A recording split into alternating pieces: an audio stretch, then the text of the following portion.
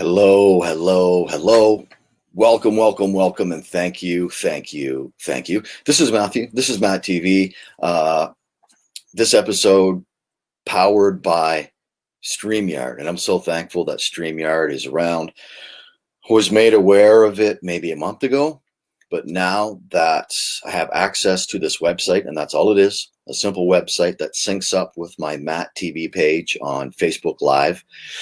And now I'm back to doing split screen interviews, which is exactly what I'm going to do here this afternoon, just after 4 o'clock Pacific on the south coast of British Columbia.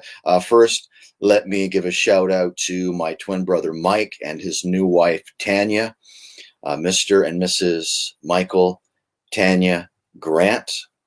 Got a nice ring to it. Congratulations, brother. The weather is spectacular in Pincher Creek. We'll talk about that in just a couple of moments.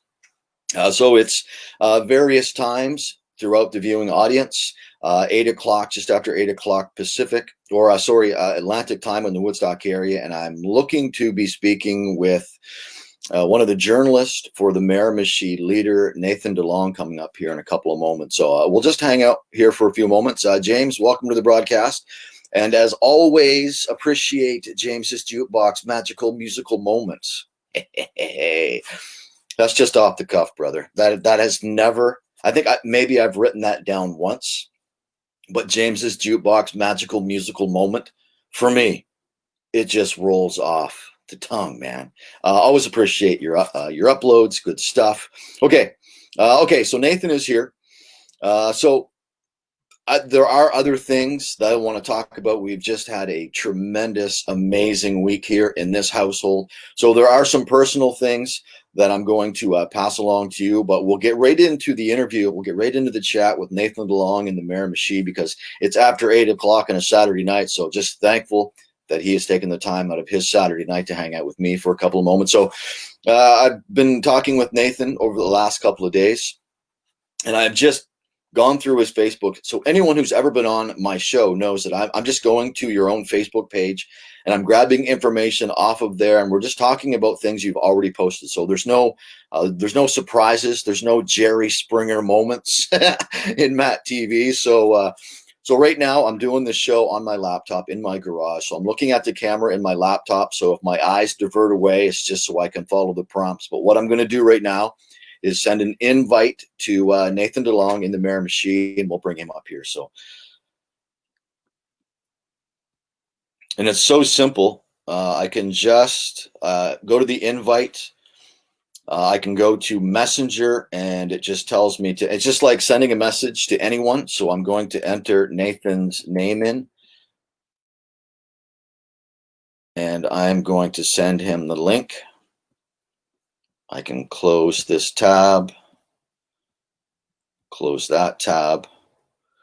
So the invite has been sent. Glory, welcome to the broadcast. So the invite has been sent to Nathan. He just has to accept it. And then I have to accept it on my end. But the next person that you see split screen on another new episode of MattTv powered by StreamYard on Facebook Live will be Nathan DeLong, journalist for the Miramichi leader. So we're going to be talking about, he's been super busy. It doesn't really matter who you are, where you are. We've all had a very interesting beginning to 2020. I don't think anyone can argue that. So the whole reason, it's kind of a weird time for the show. Wanted to do a show last night, but the device that I'm on right now was being used for an online course. So here we are tonight, just after 4 o'clock Pacific on an overcast, it doesn't feel like a July summer day. Definitely not compared to the rest of the country. Overcast here today, but we'll talk about the weather. We'll bring Nathan in here. I see he is here. Hey Matt, how's it going? Long time no chat. Nathan, how are you, brother? Great, thanks. How are you? I'm good. Just I'm just going to turn up your volume here. You can hear me okay, can you? I can hear you okay. Yes, I just want to make sure that the listening audience is able to hear you. Oh, absolutely. I can see you. Good picture, good sound, and good clean shaven face. No COVID beard. Yeah, I've had a couple doses of COVID peach fuzz that I have shaved after a while. I think I shaved it before I came to Woodstock for vacation this week. We're gonna. Oh yeah, you are in Woodstock, and it looks like the sun is still shining. What's the current temperature there? Oh, it's got to be in the high 20s for sure, Matt. I was out for a drive earlier, and the car was reading at least that. It definitely feels a little warm once you step out of the shade. I'm just in the gazebo tent thing on my parents' deck in their backyard, just outside Woodstock and Bedell. Okay, okay. Because Yeah, I it's always like to. for it. Sorry, go ahead. I say it's a nice evening for it, so Yes, yes, sure you're yes. good to come out and hang out with MattTv on the deck. Perfect, perfect. Simon McGinnis has been trying to get me to do a show from his deck in Conception Bay, South Newfoundland for a while. So we'll see if that materializes down the road. But I always start my shows talking about, comparing the weather, overcast, rain, maybe 16 degrees here on the South Coast. Nice in the Woodstock area and Pincher Creek, where my twin brother Mike just got married here this afternoon. Sunshine and the mid 20s. So beautiful, perfect weather for a wedding. They're actually in Waterton, which is just outside Pincher Creek. So congratulations to Mike, Tanya, mom and dad are there, the kids. So just really, really super happy for my twin brother Mike. Yeah, it's sunny, mix a bit of sun and cloud here now, but we did get a little bit of rain earlier, but it's been all right now for a while. Okay, you haven't been on MattTv in quite a while. It's been a day or two, actually. Come to think of it, I don't think I joined you for a split screen or anything since Renew's the successful craft hockey bid, somewhere thereabouts. Yes, yes. And when was that? What year was that? That would have been end of March 2019. End of March 2019. Okay. I remember that. Yeah, I remember us doing a show like just hours before the announcement was made. It was, yeah. Yeah, Oh my yeah, God. yeah. Yeah, I managed to get a lot of credit from some folks involved with that who said that really helped them with the final push to get votes. But I'm just one small cog in the wheel. That was a much larger effort than just me or even any of the folks in Renewson Blackville area or on the Miramichi could have imagined. And that event has happened. Like I know that you were drawn as the winner, but has the actual event taken place there? Like have you seen the money and the upgrades and everything that came with it? Yeah, I have actually.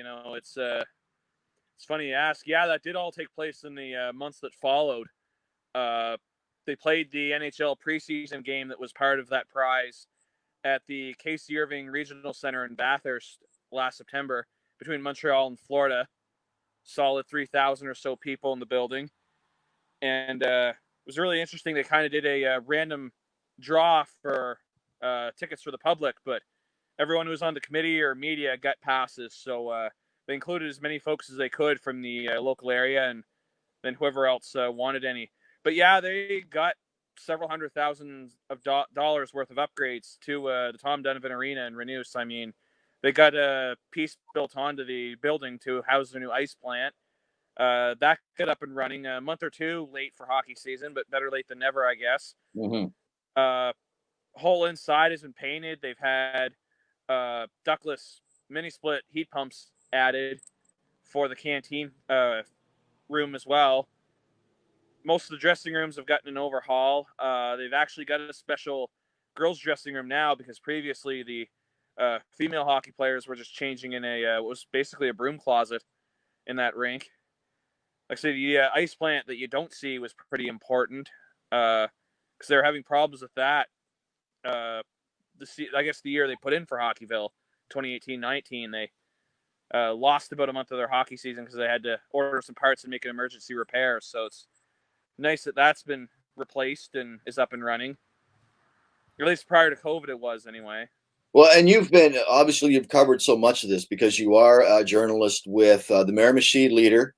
How has COVID-19 changed you as a journalist? And the only reason I ask is because we live in such an age where with social media, anyone can report the news instantly.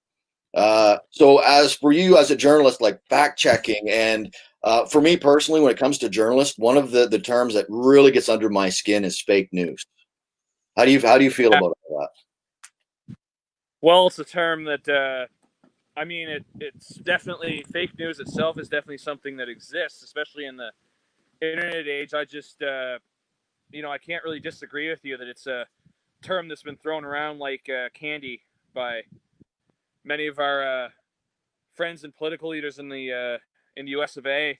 To the point where, honestly, I mean, it's becoming a cliche that doesn't really have much of a meaning at this point. Like, but I'm to the point where every time I hear it, I take it with a grain of salt because I'm never sure if it's directed toward me or my friends and colleagues in the media business in general, or a particular story or that type of thing, or if there's a story out there that is actually false. I mean, it definitely we're in an age where you do have to be more careful and vigilant and more mindful of what's posted out there and why it might be posted and that type of thing.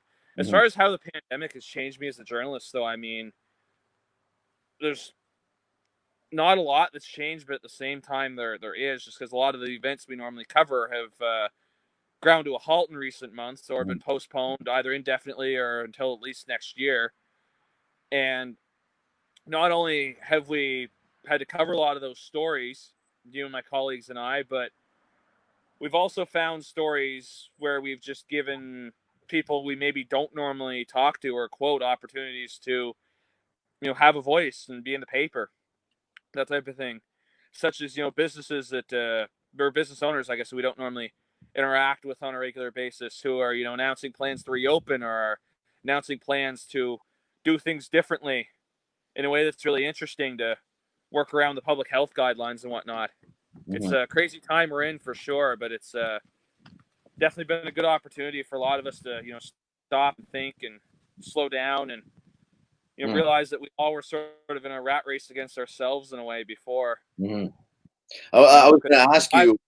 yeah, I mean, you know what it's like. And I mean, it's probably something, you've, since you've been unemployed during this pandemic too, it's probably, something you've realized too. It's just like, hey, I have a lot more time on my hands.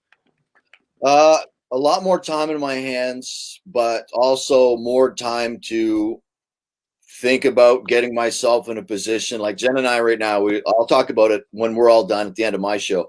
But we got some Sure. cool things happening out here. I mean, we've been together 19 years, and all we've ever wanted to do is find something where the both of us can work together. Because Wow. I don't want to spend 10 hours a day away from my home, away from my wife. So I think we're working towards something where that dream is could possibly be achieved here in the near future. So that's exciting. So being unemployed, having free time, it's what you do with your free time to help you move forward, right? You can be idle or just keep pushing forward, which is what I'll always do, right? Always never stop pursuing. Yeah, I've done a combination lately of both relaxing and, doing some things here and there around the house and working on, other side projects and all. I've been working from home since fairly early in the COVID pandemic, and uh, my company's made the decision not to reopen the offices for the weekly newspapers and the chains. So I kind of am in a situation where I live at work right now, but I mean, it's better than being unemployed. I'm certainly blessed to still be able to work Mm-hmm. and have meaningful employment in these times. And one thing I do is I just get in the car and go for drives, uh, whether it's around the Miramichi or around bigger part of the province, just to get outside and get out of the house and Mm-hmm. see some things I maybe wouldn't normally have had time to see. Yeah. For those that are just perhaps scrolling through Facebook, this is Matt TV on Facebook Live, being powered by StreamYard. We're talking with Miramichi resident and journalist for Miramichi Leader, Nathan DeLong. And I've always asked people, I don't want to surprise anyone when we're having these chats. So I'm just talking about information that you've already posted.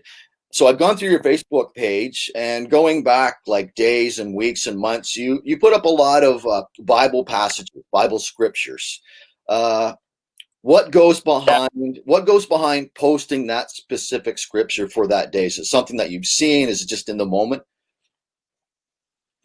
yeah, it's a lot of those verses that I post or share on Facebook are just what are generated as my verse of the day in the YouVersion Bible app.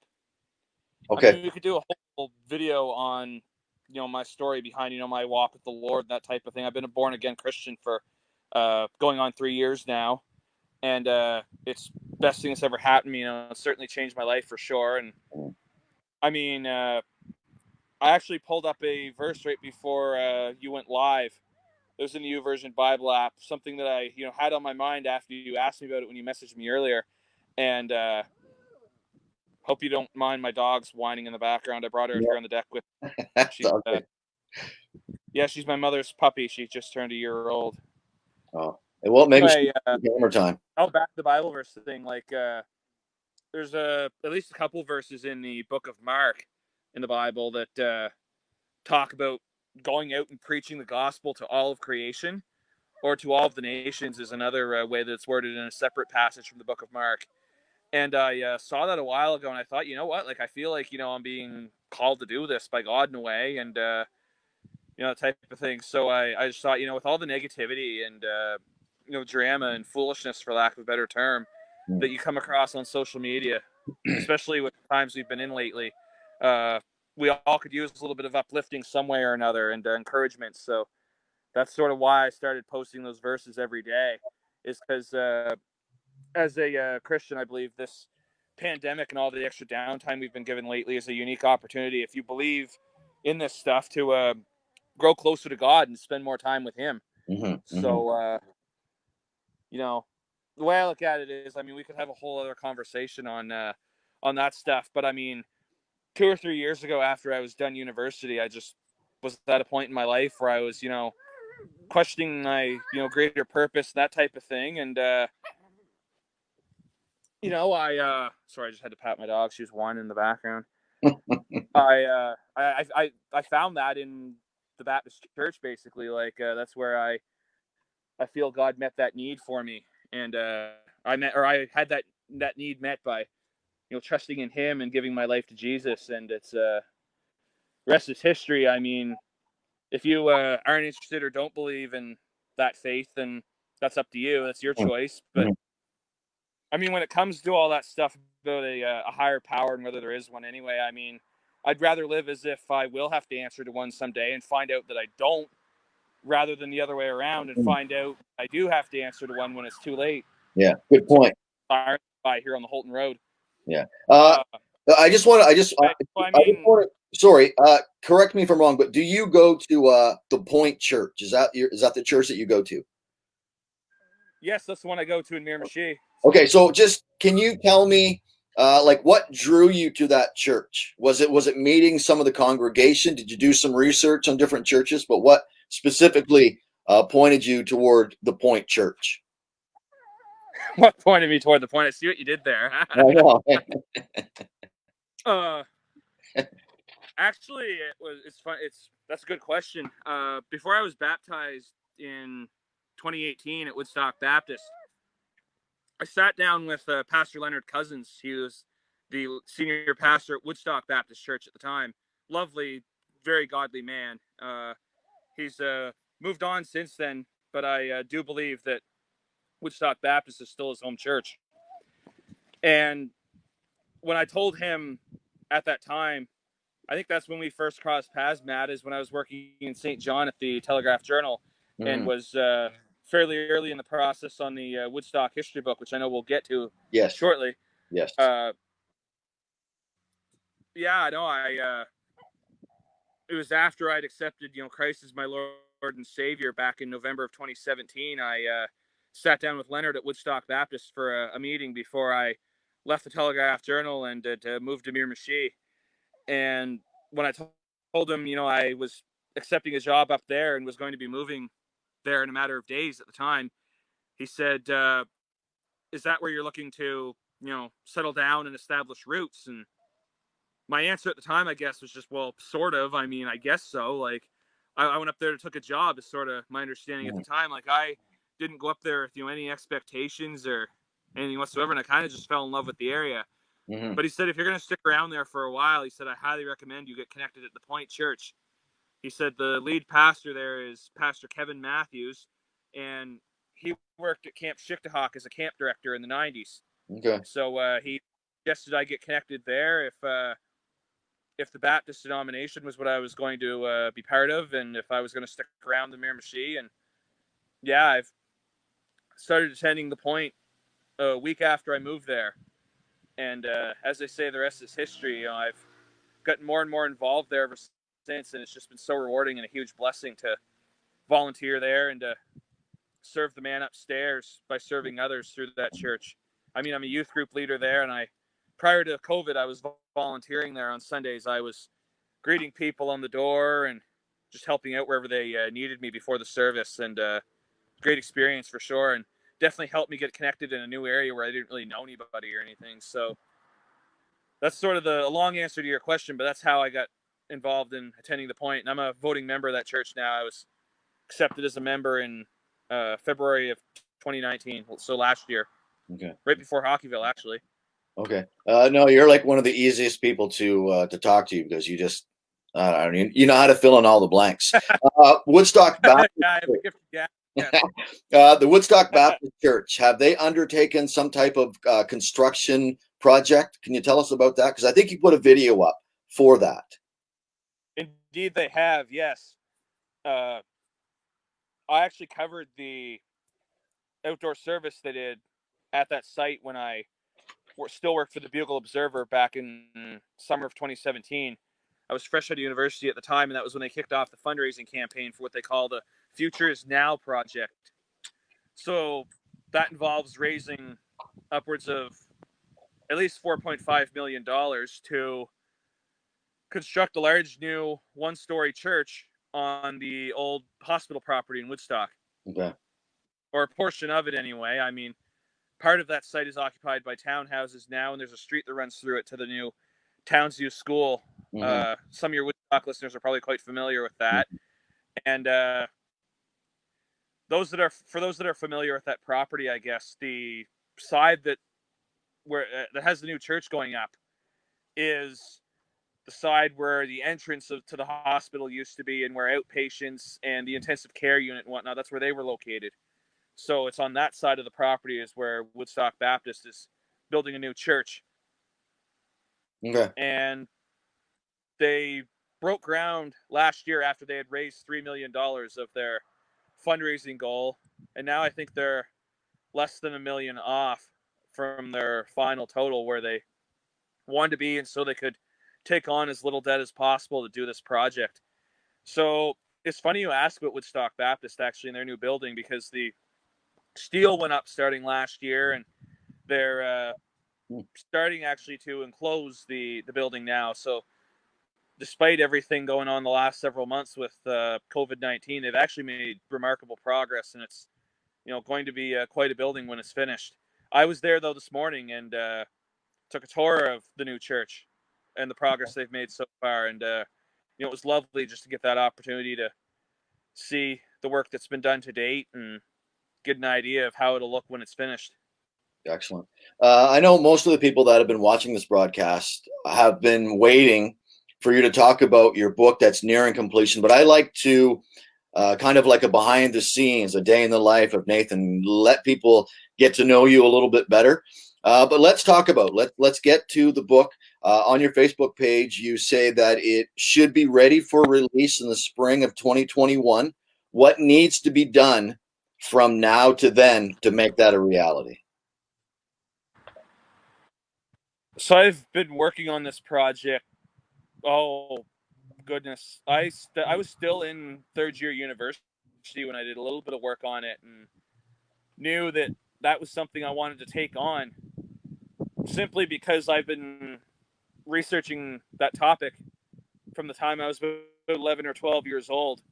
I became interested in Woodstock's history, how we got here, for those that are following this journey for the first time or aren't familiar with what's taken place to date, which is years of research and whatnot. But I noticed as I was doing research above and beyond a Heritage Fair project that I did in grade 7 at Woodstock Middle on a little bit at the time that I knew about Woodstock's history, and from stories I heard from my grandfather and DeLong and other older folks in the area, and some of even what I'd read, that there just was a huge void there. Like, Woodstock's the oldest incorporated town in New Brunswick and has a rich history, yet you really have to go digging to find that stuff. Like, a lot of what's been written about those stories before is long out of print. So there are several other communities, that have had versions of their history published in my lifetime, yet Woodstock I don't think has. So it was time, I guess, to update the record and produce something that covered as much of the town's history as I possibly could include. So since 2017, I guess, when I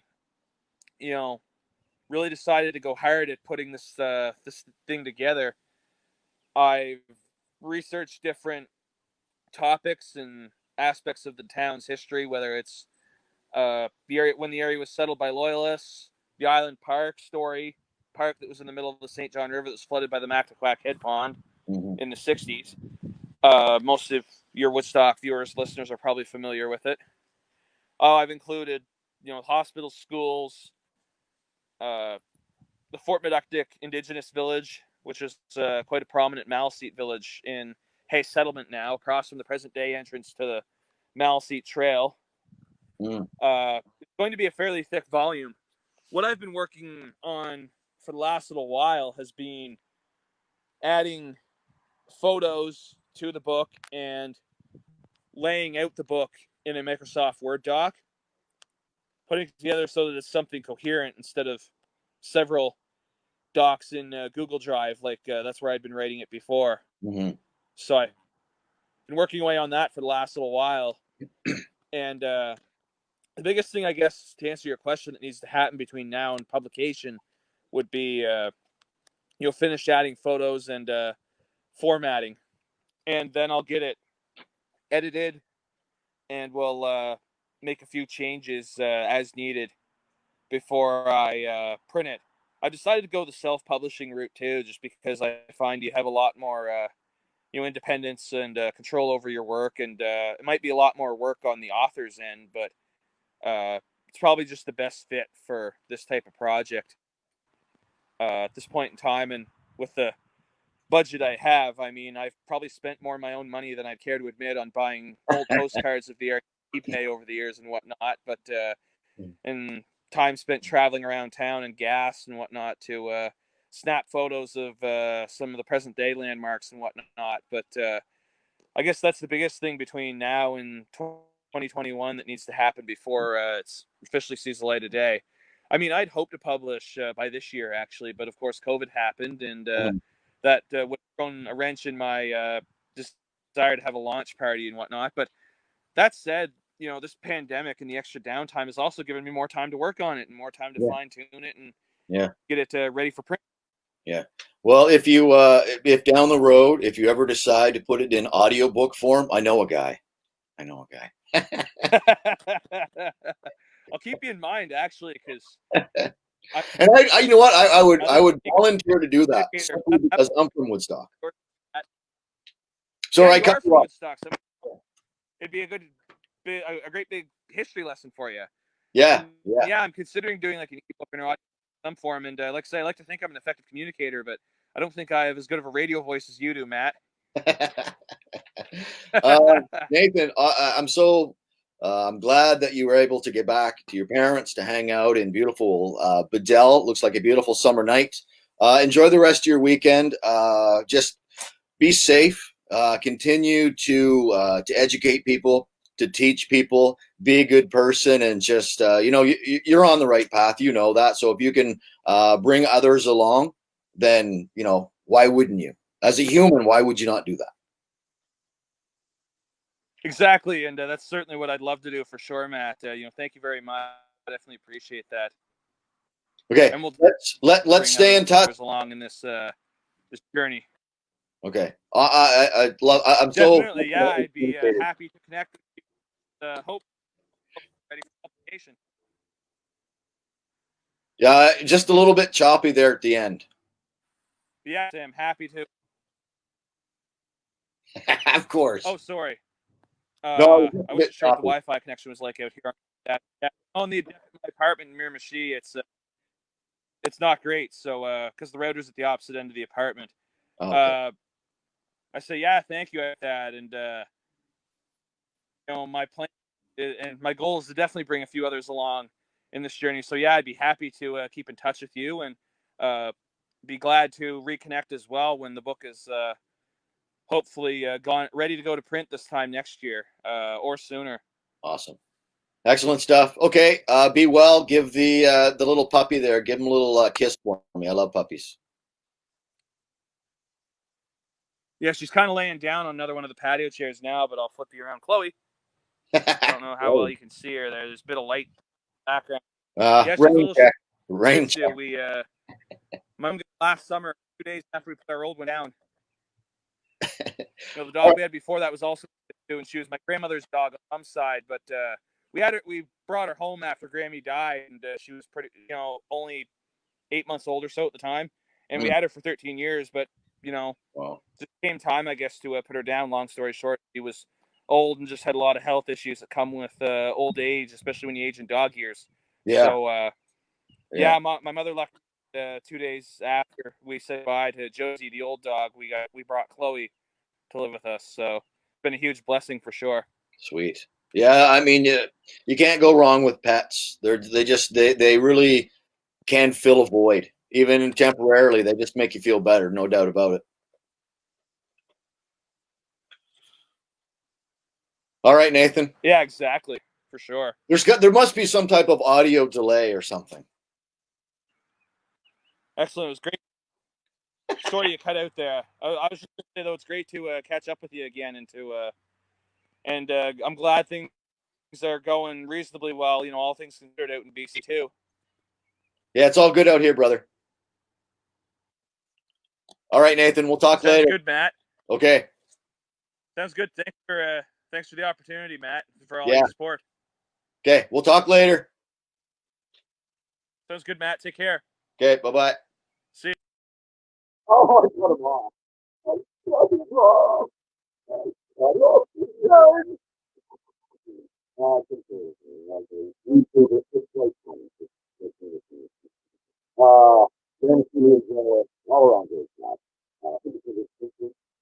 Happy baseball fan with DeLong in Utah tonight. Actually, this was what he was talking to Bill, but he is a resident of Miramichi.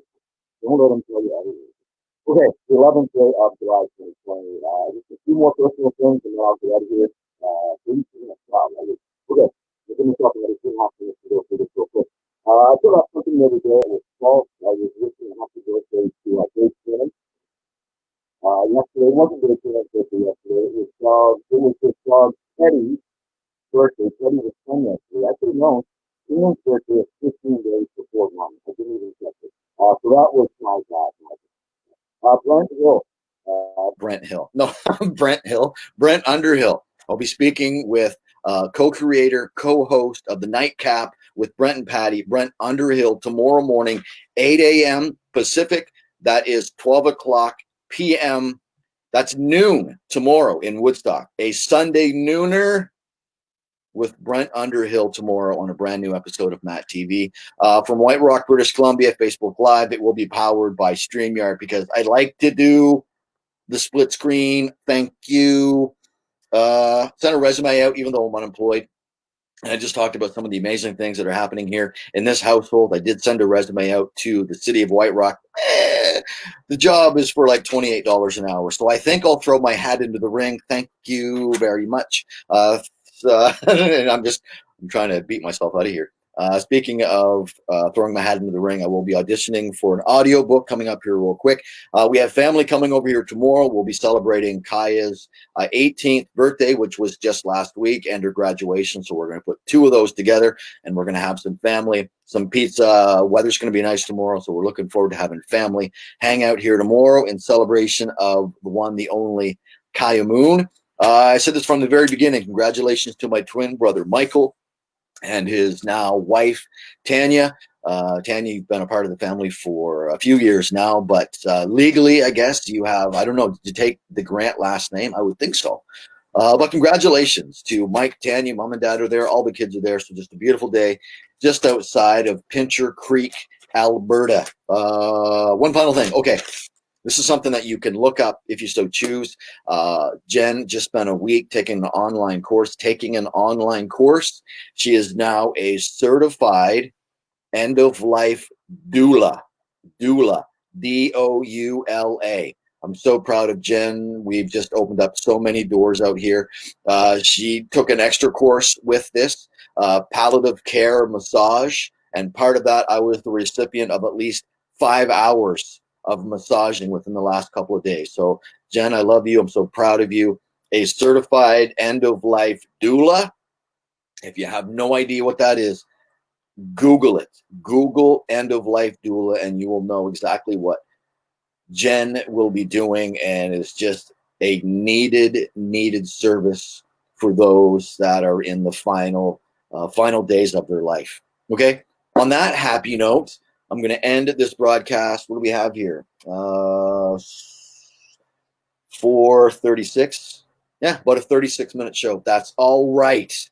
It's an odd time to leave, but that's okay. But I will be back in here tomorrow morning, 8 a.m. Pacific. That's 12 o'clock. A nooner MattTv with Brent Underhill, and I'll have another MattTv on Monday that I'll talk about tomorrow. Okay, thank you again, Nathan DeLong, for hanging out from Bedell. Enjoy the rest of your night. Just get that book finished, brother. Get her finished up now. Okay, this is Matthew. This is MattTv. Now and always, from sea to sea.